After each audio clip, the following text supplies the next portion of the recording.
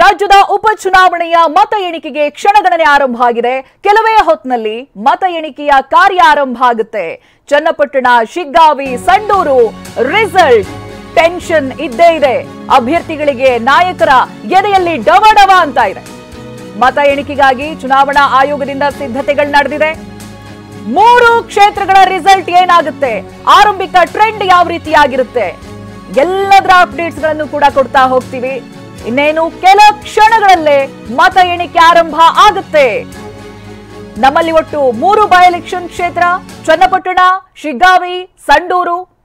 ಈ 3 ಕ್ಷೇತ್ರಗಳ result counting ಅನ್ನುವಂಥದ್ದು ಇನ್ನೇನು ಕೆಲ ಕ್ಷಣಗಳಲ್ಲೇ ಆರಂಭ ಆಗುತ್ತೆ.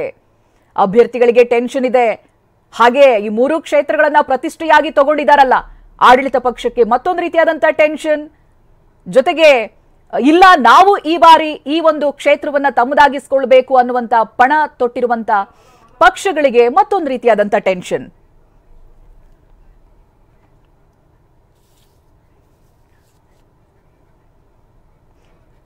ಇನ್ನು 3 ಕ್ಷೇತ್ರಗಳಿಂದ ನಮ್ಮ ಅಭ್ಯರ್ಥಿಗಳು ಲೈವ್ ನಲ್ಲಿ ಜಾಯ್ನ್ ಆಗ್ತಾ ಇದ್ದಾರೆ.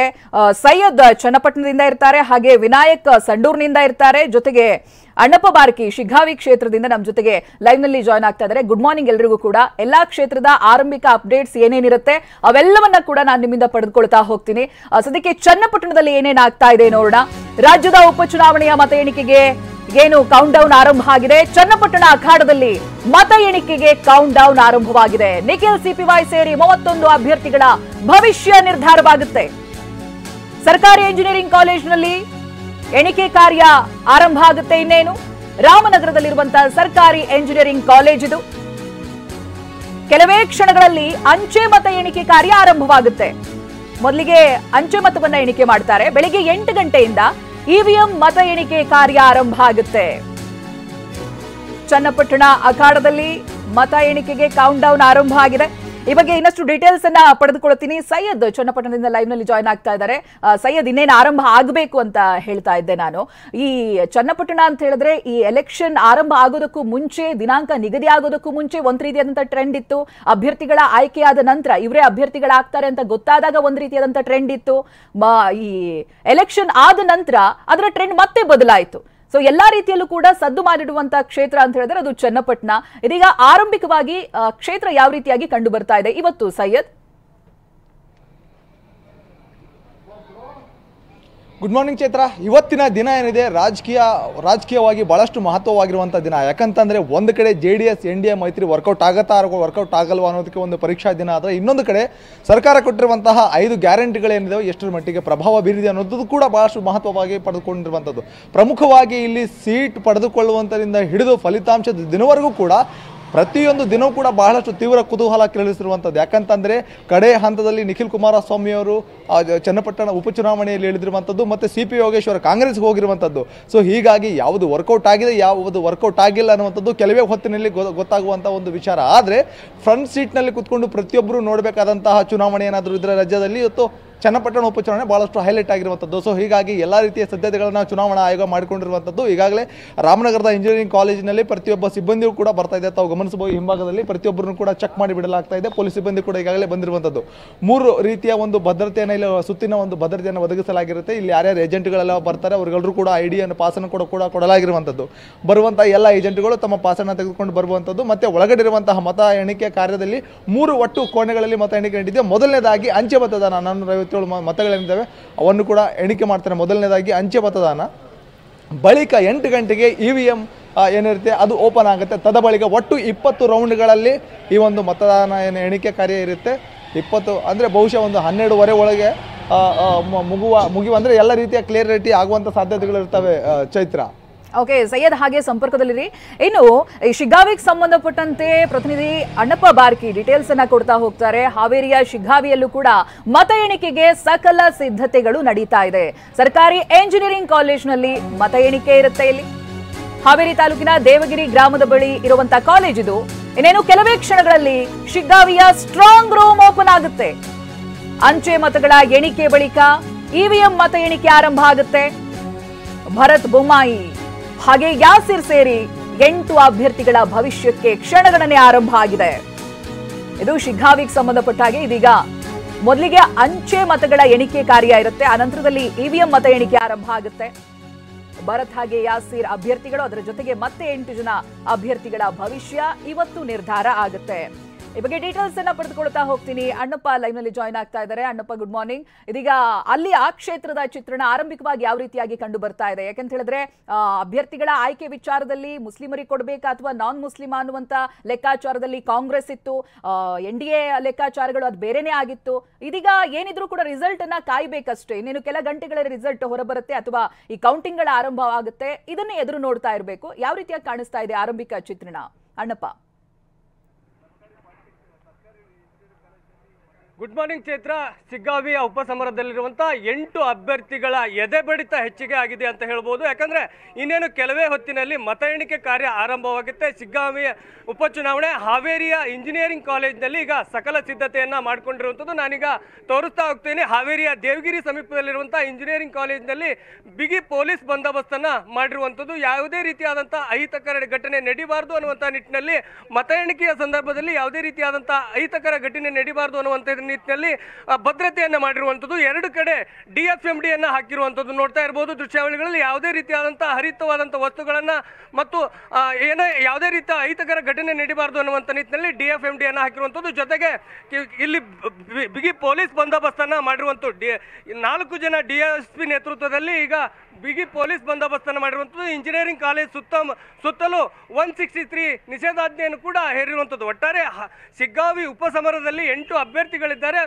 ಪ್ರಮುಖವಾಗಿ ಇಲ್ಲಿ ಗಮನಿಸಬೇಕಾಗಿದ್ದು ಏನಂತಂದ್ರೆ ಕಾಂಗ್ರೆಸ್ ಮತ್ತು ಬಿಜೆಪಿಗೆ ನೇರ ಹಣಾಹಣಿ ಇರುವಂಥದ್ದು. ಮೊದಲು ಕಾಂಗ್ರೆಸ್ನಲ್ಲಿ ಬಂಡಾಯ ಅಭ್ಯರ್ಥಿಯಾಗಿ ಅಜ್ಜಂಪೀರ್ ಖಾದ್ರಿ ಅವರು ನಿಲ್ತಾರೆ ಅನ್ನುವಂಥದ್ದು ಕೇಳಿಬಂತು. ಆದರೆ ಕಾಂಗ್ರೆಸ್ ಅಭ್ಯರ್ಥಿಗಳು ನಾಯಕರು ಬಂಡಾಯವನ್ನು ಶಮನ ಮಾಡಿ ಬಿಜೆಪಿಯ ಭದ್ರಕೋಟೆಯನ್ನ ಛಿದ್ರ ಮಾಡಲಿಕ್ಕೆ, ಅದರಲ್ಲೂ ಭರತ್ ಬೊಮ್ಮಾಯಿಯವ್ರನ್ನ ಗೆಲ್ಲಿಸಲೇಬೇಕು ಅಂತ ಹೇಳಿ ಮಾಜಿ CM ಬಸವರಾಜ ಬೊಮ್ಮಾಯಿ ಅವರು ತಮ್ಮ 4 ಬಾರಿ ಗೆದ್ದಿದ್ರು. ಆ 4 ಬಾರಿ ಗೆದ್ದಂತ 20 ವರ್ಷದ ಅನುಭವನ ತಮ್ಮ ಮಗನಿಗಾಗಿ ದಾರೆ ಎದಿರುವಂಥದ್ದು. ಜೊತೆಗೆ ಕಾಂಗ್ರೆಸ್ ಅಭ್ಯರ್ಥಿ ಯಾಸೀರ್ ಖಾನ್ ಪಠಾಣ್ ಇದ್ದಾರೆ, ಇವರಿಗೆ ಇಡೀ ಸರ್ಕಾರವೇ ಬಂದು ಪ್ರಚಾರವನ್ನ ಮಾಡ್ತು. ಈಗ ಸದ್ಯ 7:30ಕ್ಕೆ ಸ್ಟ್ರಾಂಗ್ ರೂಮ್ ಓಪನ್ ಆಗುತ್ತೆ. 8 ಅಭ್ಯರ್ಥಿಗಳ ಭವಿಷ್ಯ ಭದ್ರವಾಗಿದೆ. ಇನ್ನೇನು ಮತ ಎಣಿಕೆ ಆರಂಭವಾಗುತ್ತೆ. ಜೊತೆಗೆ ಚುನಾವಣೆ ಮುಗಿಯುವವರೆಗೂ ಒಂದು ಟ್ರೆಂಡ್ ಇತ್ತು. ಚುನಾವಣೆ ಮುಗಿದ ಮೇಲೆ ಒಂದು ಟ್ರೆಂಡ್ ಆರಂಭವಾಯಿತು. ಯಾರು ಗೆಲ್ತಾರೆ ಅನ್ನುವಂತ ಬೆಟ್ಟಿಂಗ್ ಭರಾಟೆಯು ಕೂಡ ಇತ್ತು. ಸದ್ಯ ಈಗ 8 ಅಭ್ಯರ್ಥಿಗಳಿದ್ದಾರೆ. 8 ಅಭ್ಯರ್ಥಿಗಳ ಎದೆ ಬಡಿತ ಹೆಚ್ಚಾಗಿರುವಂತದ್ದು. ಇನ್ನೇನು ಕೆಲವೇ ಹೊತ್ತಿನಲ್ಲಿ ಸ್ಟ್ರಾಂಗ್ ರೂಮ್ ಓಪನ್ ಆಗಲಿದೆ ಚೈತ್ರ. ಸಣ್ಣಪ್ಪ, ಹಾಗೆ ಸಂಪರ್ಕದಲ್ಲಿ ಇನ್ನು 3ನೇ ಕ್ಷೇತ್ರ ಬಳ್ಳಾರಿಯ ಸಂಡೂರಿನಲ್ಲಿ ಮತ ಎಣಿಕೆಗೆ ಸಕಲ ಸಿದ್ಧತೆಗಳು ಕೂಡ ನಡೆದಿದೆ. ಮತ ಎಣಿಕೆಗೆ ಸಕಲ ಸಿದ್ಧತೆಯನ್ನ ಮಾಡಿಕೊಂಡಿದೆ ಜಿಲ್ಲಾಡಳಿತ. ಸಂಡೂರಿಗೆ ಸಂಬಂಧಪಟ್ಟಂತ ಅಪ್ಡೇಟ್ಸ್ ಇದು. ಬಳ್ಳಾರಿಯ ಸರ್ಕಾರಿ ಪಾಲಿಟೆಕ್ನಿಕ್ ಕಾಲೇಜಿನಲ್ಲಿ ಎಣಿಕೆ ಕಾರ್ಯ ಆರಂಭ ಆಗುತ್ತೆ. ಇನ್ನೇನು ಕೆಲವೇ ಕ್ಷಣಗಳಲ್ಲಿ ಸ್ಟ್ರಾಂಗ್ ರೂಮ್ ಓಪನ್ ಆಗುತ್ತೆ. ಬೆಳಗ್ಗೆ 8 ಗಂಟೆಯಿಂದ ಮತ ಎಣಿಕೆಯ ಕಾರ್ಯ ಆರಂಭ ಆಗುತ್ತೆ. ಮತ ಎಣಿಕೆ ಕೇಂದ್ರದ ಸುತ್ತ ಬಿಗಿ ಪೊಲೀಸ್ ಬಂದೋಬಸ್ತ್ ಕೂಡ ಇದೆ. ಯಾವುದೇ ಅಹಿತಕರ ಘಟನೆಗಳಾಗಬಾರ್ದು ಅಂತ.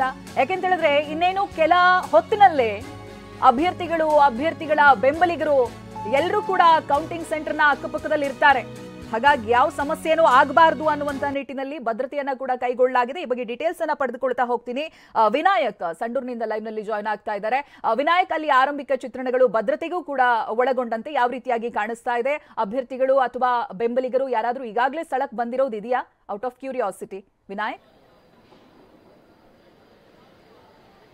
ಖಂಡಿತ ಚೈತ್ರ, ಈಗ ರಾಜ್ಯ ರಾಜಕಾರಣದಲ್ಲಿ ಸಂಡೂರು ಉಪಚುನಾವಣಾ ಕ್ಷೇತ್ರ ಸಾಕಷ್ಟು ಒಂದು ರೀತಿ ಮಹತ್ವವನ್ನು ಪಡೆದುಕೊಂಡಿರ್ತಕ್ಕಂಥದ್ದು. ಯಾಕಂದರೆ ಪ್ರಮುಖವಾಗಿ ಕಳೆದ 20 ವರ್ಷಗಳಿಂದ ಕಾಂಗ್ರೆಸ್ ಇಲ್ಲಿರ್ತಕ್ಕಂಥ ಭದ್ರಕೋಟೆ ಆಗಿತ್ತು. ಅದನ್ನು ಭದ್ರಕೋಟೆಯನ್ನು ಛಿದ್ರ ಮಾಡಲಿಕ್ಕೋಸ್ಕರ BJP ಕೂಡ ಸಾಕಷ್ಟು ಹರಸಾಹಸವನ್ನು ಪಟ್ಟಿರುವಂಥದ್ದು. ಅದರಲ್ಲೂ ಕೂಡ 14 ವರ್ಷಗಳ ಬಳಿಕ ಜನಾರ್ದನ್ ರೆಡ್ಡಿ ಅವರು ಬಳ್ಳಾರಿಗೆ ಎಂಟ್ರಿ ಆಗಿದ್ದರು. ಹೀಗಾಗಿ ಹೇಗಾದರೂ ಮಾಡಿ ಸಂಡೂರಲ್ಲಿ ಕಮಲವನ್ನು ಅಳಿಸುವ ನಿಟ್ಟಿನಲ್ಲಿ ಸಾಕಷ್ಟು ರೀತಿಯಾಗಿರ್ತಕ್ಕಂಥ ಪ್ರಯತ್ನ ಕೂಡ ನಡೆಸಿರುವಂಥದ್ದು. ಈಗಾಗಲೇ ಸಂಡೂರಿನ ಮತದಾರ ತಮ್ಮ ತೀರ್ಪನ್ನು ಬರೆದಾಗಿದೆ. ಸುಮಾರು 253 ಮತಗಟ್ಟೆಗಳಲ್ಲಿ ಈಗಾಗಲೇ ಮತದಾನ ಕೂಡ ಆಗಿರುವಂಥದ್ದು ಮತ್ತು ಇನ್ನೇನು ಕೆಲವೇ ಕ್ಷಣಗಳಲ್ಲಿ ಆ ಮತಗಳ ಎಣಿಕೆ ಕೂಡ ಪ್ರಾರಂಭವಾಗುತ್ತೆ. ತಾವು ದೃಷ್ಟಿಯಲ್ಲೂ ಕೂಡ ಗಮನಿಸಬಹುದು. ಅಂದರೆ ನಾವು ಬಳ್ಳಾರಿಯ ಸರ್ಕಾರಿ ಪಾಲಿಟೆಕ್ನಿಕ್ ಕಾಲೇಜ್ ಮುಂಭಾಗದಲ್ಲಿದ್ದೀವಿ. ಇಲ್ಲೇ ಇನ್ನೇನು ಕೆಲವೇ ಕ್ಷಣಗಳಲ್ಲಿ ಸ್ಟ್ರಾಂಗ್ ರೂಮ್ ಕೂಡ ಓಪನ್ ಆಗುತ್ತೆ. ನಂತರದಲ್ಲಿ ಮತ ಎಣಿಕೆ ಕೂಡ ಪ್ರಾರಂಭವಾಗುವಂಥದ್ದು. ಆರಂಭದ ಹಂತದಲ್ಲಿ ಅಂಚೆ ಮತಗಳ ಎಣಿಕೆ ಪ್ರಾರಂಭವಾಗುತ್ತೆ. ಸುಮಾರು 13 ಅಂಚೆ ಮತಗಳಿದ್ದಾವೆ. ನಂತರದಲ್ಲಿ ETPBS 4 ಮತಗಳಿದ್ದಾವೆ. ಜೊತೆಗೆ 1,80,189 ಮತಗಳ ಆಗಿರುವಂಥದ್ದು. ಹೀಗಾಗಿ ಎಲ್ಲವೂ ಕೂಡ ಕಾರ್ಯ ಕೂಡ ಪ್ರಾರಂಭವಾಗುತ್ತೆ. ಹೀಗಾಗಿ ಯಾವುದೇ ರೀತಿಯಾಗಿರ್ತಕ್ಕಂತಹ ಅಹಿತಕರ ಘಟನೆ ನಡೀಬಾರದು ಅನ್ನೋ ದೃಷ್ಟಿಯಿಂದ ಕೂಡ ಸಾಕಷ್ಟು ಬಿಗಿ ಪೊಲೀಸ್ ಬಂದೋಬಸ್ತನ್ನು ಕೂಡ ನಿಯೋಜನೆ ಮಾಡಿರುವಂಥದ್ದು. ಜೊತೆಗೆ ಮತ ಎಣಿಕೆ ಕೇಂದ್ರ ಸುತ್ತ ಸುಮಾರು 100 ಮೀಟರ್ ನಿಷೇಧಾಜ್ಞೆಯನ್ನು ಹೇರಿರುವಂಥದ್ದು. ಜೊತೆಗೆ ಸಾಕಷ್ಟು ರೀತಿಯಾಗಿರ್ತಕ್ಕಂಥ ಅಭ್ಯರ್ಥಿಗಳ ಅಭಿಮಾನಿಗಳಾಗಿರ್ಬೋದು, ಕಾರ್ಯಕರ್ತರಾಗಿರ್ಬೋದು ಸಾಕಷ್ಟು ಪ್ರಮಾಣದಲ್ಲಿ ಮತಗಟ್ಟೆ ಮುಂಭಾಗದಲ್ಲಿ ಸೇರುವಂತಹ ಚಾನ್ಸಸ್ ಇರುತ್ತೆ. ಹೀಗಾಗಿ ಸಾಕಷ್ಟು ಬಿಗಿ ಪೊಲೀಸ್ ಭದ್ರತೆಯ ದೃಷ್ಟಿಯಿಂದ ಕೂಡ ಮತ ಕೇಂದ್ರದ ಸುತ್ತಮುತ್ತ ಇರುವಂತಹ ಬ್ಯಾರಿಕೇಡ್ ಅಳವಡಿಕೆ ಕೂಡ ಮಾಡಿರುವಂಥದ್ದು. ಅಂದ್ರೆ ಪ್ರಮುಖವಾಗಿ ಬಳ್ಳಾರಿಯ ಸಂಡೂರು ವಿಧಾನಸಭಾ ಉಪಚುನಾವಣಾ ಕ್ಷೇತ್ರ ಸಾಕಷ್ಟು ಈ ಬಾರಿ ಮಹತ್ವವನ್ನು ಪಡ್ಕೊಂಡಿತ್ತು. ಯಾಕಂತಂದ್ರೆ ಈಗ ಕಾಂಗ್ರೆಸ್ ಅಭ್ಯರ್ಥಿನ ಗೆಲ್ಲಿಸುವ ನಿಟ್ಟಿನಲ್ಲಿ ಸಿಎಂ ಸಿದ್ದರಾಮಯ್ಯವರು ಕೂಡ ಬಂದು 3 ದಿನಗಳ ಕಾಲ ಟಿಕಾನೆ ಹೂಡಿದ್ರು. ಜೊತೆಗೆ DCM DK ಶಿವಕುಮಾರ್ ಕೂಡ 1 ದಿನಗಳ ಕಾಲ ನಿರಂತರವಾಗಿರ್ತಕ್ಕಂಥ ಪ್ರಚಾರವನ್ನು ಮಾಡಿದ್ರು. ಜೊತೆಗೆ ಸಂತೋಷ್ ಲಾಡ್ ಅವರ ವರ್ಚಸ್ ಕೂಡ ಸಂಡೂರು ಕ್ಷೇತ್ರದಲ್ಲಿತ್ತು. ಜೊತೆಗೆ ಈ ಎಲ್ಲವನ್ನು ಒಂದು ರೀತಿ ಛಿದ್ರ ಮಾಡುವ ನಿಟ್ಟಿನಲ್ಲಿ ಕೂಡ ಬಿಜೆಪಿ ನಾವೇನು ಕಡಿಮೆ ಇಲ್ಲ ಅನ್ನೋ ನಿಟ್ಟಿನಲ್ಲಿ ಕೂಡ ಯಡಿಯೂರಪ್ಪನವರು ಕರ್ಕೊಂಡ್ಬಂದು ಪ್ರಚಾರವನ್ನು ಮಾಡಿದ್ರು. BY ವಿಜೇಂದ್ರ ಅವರು ಕೂಡ 1 ವಾರಗಳ ಕಾಲ ಸಂಡೂರು ಕ್ಷೇತ್ರದಲ್ಲಿ ತಂಗಿದ್ರು.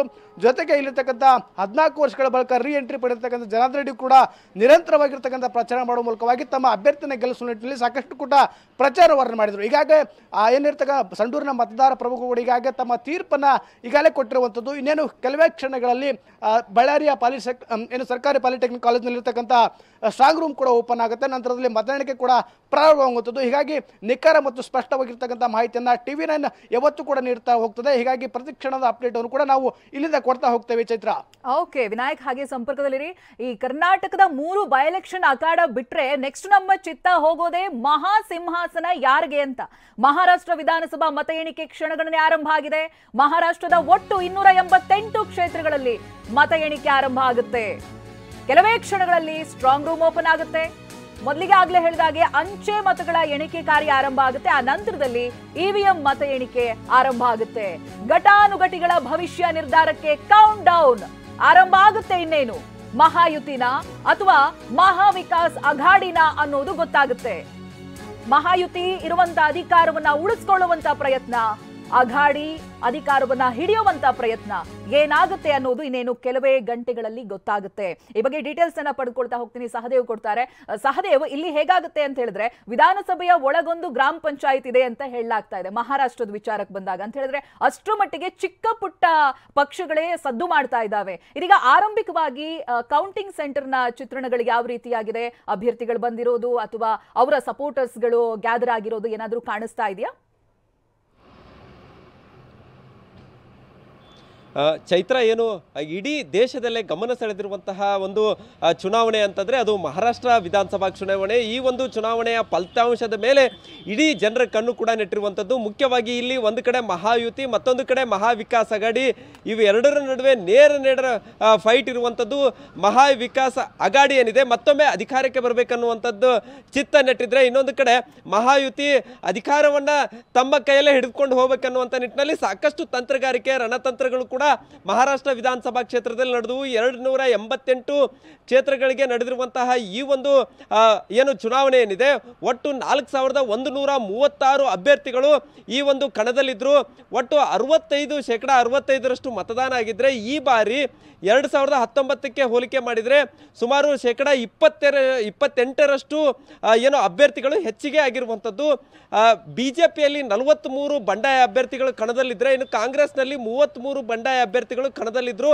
ಸೊ ಒಂದು ಕಡೆ ಈ ಒಂದು NCP ಮತ್ತು ಶಿವಸೇನೆ ಪಕ್ಷಗಳ ವಿಭಜನೆ ಕೂಡ ಸಾಕಷ್ಟು ಇಲ್ಲಿ ಏನು ಮಹಾರಾಷ್ಟ್ರ ಚುನಾವಣೆಯ ಫಲಿತಾಂಶವನ್ನು ಉಲ್ಟಾ ಮಾಡುವಂತಹದ್ದು ಕೂಡ ಎಲ್ಲೋ ಒಂದು ಕಡೆ ಎದ್ದು ಕಾಣಿಸ್ತಾ ಇರುವಂಥದ್ದು. ಯಾಕಂದರೆ ಶಿವಸೇನೆ ಏನು ಇವೆರಡೂ ಕೂಡ ಡಿವೈಡ್ ಆದ ಮೇಲೆ ಒಂದು ಕಡೆ ಏಕನಾಥ್ ಶಿಂದೆ, ಮತ್ತೊಂದು ಕಡೆ ಉದ್ಧವ್ ಠಾಕ್ರೆ ನಡುವೆ ನೇರ ಫೈಟ್ ಬಂತು. ಈ ಒಂದು ಶಿವಸೇನೆ ವಿಚಾರದಲ್ಲಿ ಸಾಕಷ್ಟು ವಾಗ್ದಾಳಿಗಳು ನಡೆದವು. ಅದಾದ ಮೇಲೆ NCP ವಿಚಾರದಲ್ಲೂ ಕೂಡ ಅದೇ ರೀತಿಯಾದಂತಹ ಒಂದು ಅಭಿಪ್ರಾಯಗಳು ಕೇಳಿಬಂದವು. ಇನ್ನೊಂದು ಕಡೆ ಗ್ಯಾರಂಟಿ ಕೂಡ ಮಹಾರಾಷ್ಟ್ರದಲ್ಲಿ ಸಾಕಷ್ಟು ಸದ್ದು ಮಾಡಿರುವಂಥದ್ದು. ಒಂದು ಕಡೆ ಕರ್ನಾಟಕದ ಮಾಡೆಲ್ನೇ ಇಟ್ಕೊಂಡು ಕಾಪಿ ಮಾಡಿ BJPಯವರು ಅಧಿಕಾರಕ್ಕೆ ಬರ್ತಾ ಇದ್ದಾರೆ ಅನ್ನುವಂಥ ಆರೋಪವನ್ನು ನೇರವಾಗಿ ರಾಹುಲ್ ಗಾಂಧಿ ಸೇರಿದಂತೆ CM ಸಿದ್ದರಾಮಯ್ಯನವರು, DK ಶಿವಕುಮಾರ್ ಅಲ್ಲಿ ಹೋಗಿ ಪ್ರಚಾರವನ್ನು ಮಾಡಿದರು. ಇನ್ನೊಂದು ಕಡೆ ಕರ್ನಾಟಕದಲ್ಲಿ ಗ್ಯಾರಂಟಿ ಫೇಲ್ ಆಗಿದೆ ಅನ್ನುವಂತಹ ಮಾತನ್ನು ಖುದ್ದು ಪ್ರಧಾನಿಯವರೇ ಉಲ್ಲೇಖ ಮಾಡಿ, ಸೊ ಅಲ್ಲೂ ಕೂಡ ಕರ್ನಾಟಕದ ಒಂದು ಉದಾಹರಣೆ ತೆಗೆದುಕೊಂಡು ಭಾಷಣಗಳನ್ನು ಮಾಡಿದರು. ಸೊ ಹೀಗಾಗಿ ಮಹಾರಾಷ್ಟ್ರದಲ್ಲಿ ಒಂದು ಕಡೆ ಪ್ರಧಾನಿಯವರ ಅಬ್ಬರದ ಭಾಷಣ, ಇನ್ನೊಂದು ಕಡೆ ರಾಹುಲ್ ಗಾಂಧಿ ಅವರ ಅಬ್ಬರದ ಭಾಷಣದ ಜೊತೆಗೆ ಈ ಒಂದು ಪಕ್ಷಗಳ ಏನು ವಿಭಜನೆ ಆಗಿದ್ದಾವೆ ಆ ವಿಭಜನೆ ಮೂಲ ಯಾರು ಅನ್ನುವಂತಹ ಒಂದು ಪ್ರಶ್ನೆಯನ್ನು ಕಾಡ್ತಿದೆ ಜನ. ಮೂಲ ಪಕ್ಷ ಯಾರು, ಶಿವಸೇನೆನಾ ಅಥವಾ ಶಿವಸೇನೆಯ ಏಕನಾಥ್ ಶಿಂದೆ ಬನಾನ ಅಥವಾ ಶಿವಸೇನೆಯ ಉದ್ಧವ್ ಠಾಕ್ರೆ ಬನಾನ? ಹೀಗೆ ಸಾಕಷ್ಟು ಪ್ರಶ್ನೆಗಳಿದ್ವು. ಅದಕ್ಕೆ ಇವತ್ತು ಮತದಾರರು ಉತ್ತರ ಕೊಡಲಿದ್ದಾರೆ ಅನ್ನುವಂಥದ್ದು ಕೂಡ ಚರ್ಚೆಗೆ ಬರ್ತಾ ಇರುವಂಥದ್ದು. ಒಟ್ಟಾರೆ ಮಹಾರಾಷ್ಟ್ರದ ಗದ್ದುಗೆಯನ್ನ ಮಹಾಯುತಿ ಹಿಡಿಯುತ್ತಾ ಅಥವಾ ಮಹಾ ಅಗಾಡಿ ಹಿಡಿಯುತ್ತಾ ಅನ್ನುವಂಥ ಪ್ರಶ್ನೆಗೆ ಇನ್ನೇನು ಕೆಲವೇ ಗಂಟೆಗಳಲ್ಲಿ ಉತ್ತರ ಕೂಡ ಸಿಗಲಿದೆ. ಇದಕ್ಕೆ ಈಗಾಗಲೇ ಜಿಲ್ಲಾ ಕೇಂದ್ರದಲ್ಲಿ ಏನು ಮತ ಎಣಿಕೆ ನಡೀತಾ ಇದೆ, ಈಗಾಗಲೇ ಏನು ಸಾಕಷ್ಟು ಈ ಒಂದು ಅಭ್ಯರ್ಥಿಗಳ ಬೆಂಬಲಿಗರಾಗಿರ್ಬೋದು, ಅಭ್ಯರ್ಥಿಗಳಾಗಿರ್ಬೋದು, ಅವರೆಲ್ಲರೂ ಕೂಡ ಈ ಒಂದು ಮತ ಎಣಿಕಾ ಕೇಂದ್ರದತ್ತ ಮುಖ ಮಾಡ್ತಾ ಇರುವಂತದ್ದು. ಚೈತ್ರ, ಸಹದೇವ್ ಹಾಗೆ ಸಂಪರ್ಕದಲ್ಲೇ ಇರಿ. ಆರಂಭದಲ್ಲೇ ಹೇಳಿದೆ ಎಲ್ಲಾ 48 ಕ್ಷೇತ್ರಗಳ ಕ್ಷಣ ಕ್ಷಣದ ಅಪ್ಡೇಟ್ ಗಳನ್ನ ನೀವು ಸ್ಕ್ರೀನ್ ನಲ್ಲಿ ನೋಡಬಹುದು ಅಂತ. ಇನ್ನು ಜಾರ್ಖಂಡ್ ಹೋಗೋಣ. ಜಾರ್ಖಂಡ್ ನಲ್ಲೂ ಕೂಡ ವಿಧಾನಸಭಾ ಚುನಾವಣಾ ರಿಸಲ್ಟ್ ಟೆನ್ಷನ್ ಇದ್ದೇ ಇದೆ.